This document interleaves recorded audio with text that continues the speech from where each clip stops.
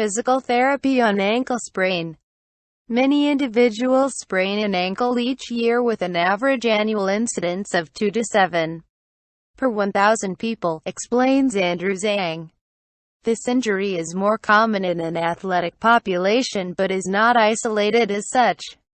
It has been found to cost the healthcare system upward of $2 billion per year, and is estimated that between 45 to 60% of cases result in lost time at work or future disability. Following an ankle sprain, most individuals follow the old adage of elevate, compression and ice. This is certainly important, however. It is what follows that can make a difference in overall recovery. Given the multitude of issues that may happen as a result of an ankle sprain, does it not then seem logical to seek treatment to make sure one learns all they can do to not only recover from, but also reduce risk if possible for future sprains? This is where seeking consultation with a physical therapist can help. We are able to determine what deficits in range of motion, strength, mobility, etc. that a patient may have, and enact a game plan to correct said limitations. Again, one of the greatest issues that is most often unaddressed is balance, proprioception. This is what enables individuals to walk on uneven ground without thinking or plant cut while playing sports. Persistent issues here are likely to lead individual to recurrent sprains. Preventing ankle sprains. An ankle sprain is a stretching or tearing of the ligaments on the side of the ankle joint. A ligament is a strong band of connective tissue that connects two bones together to limit or restrict their movement. The degree of tearing of the ligament determines the grade of sprain and the treatment required. The most common ankle sprain is an inversion sprain. This occurs when the ankle turns inwards, with the sole of the foot pointing towards the body. The lesser occurring, eversion, sprain occurs when the sole faces outwards.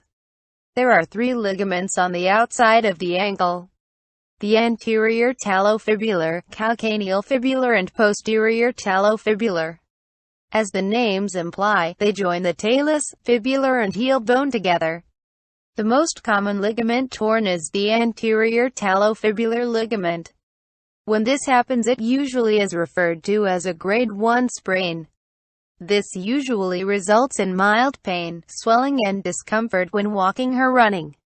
Treatment is usually rest, ice, compression and elevation of the foot and ankle to reduce swelling. An ankle support can be used to control swelling and restrict range of motion until the ligaments heal. When the anterior talofibular and calcanealfibular ligaments are involved and there is additional tearing, it is referred to as a grade 2 sprain. When this type of injury occurs, there is some ankle instability due to the loss of the ligaments holding the sides of the two bones together. There is more swelling and pain, and standing and walking will be both painful and difficult. This type of injury usually requires more medical attention. A walking boot for immobilization may be needed to control swelling, pain and motion. X-rays may be needed to rule out avulsion fractures of the fibular. When all 3 ligaments are involved, or there is a complete rupture of the anterior talofibular and calcanealfibular ligaments, it is referred to as a grade 3 sprain.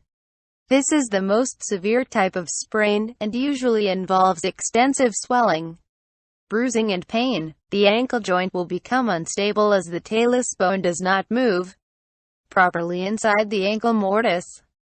This type of injury requires medical attention, and involves a period of immobilization, ice, elevation and compression. Physical therapy and rehabilitation may be needed to strengthen the ankle, and the muscles and tendons that surround the ankle joint.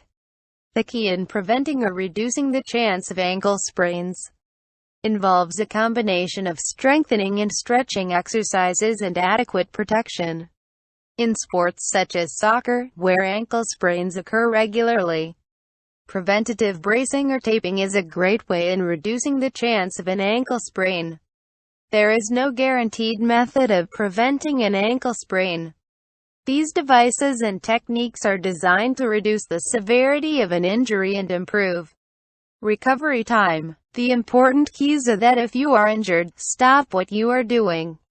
The old adage of working through the pain is both dangerous and can further damage your ankle. Proper warm-ups and cool-downs, along with stretching and conditioning, can substantially reduce the chances of injury. Remember that if you have injured your ankle in the past, you are more prone to sprain it again, especially within the first year. So take adequate precautions. There are many websites and blogs that outline specific range of motion exercises and rehabilitation products to strengthen and condition an athlete's ankle for maximum protection. There are many ankle braces, walking boots and surgical shoes that are used for various forms of immobilization and compression. Please consult your treating physician to determine the best course of treatment for your ankle sprain.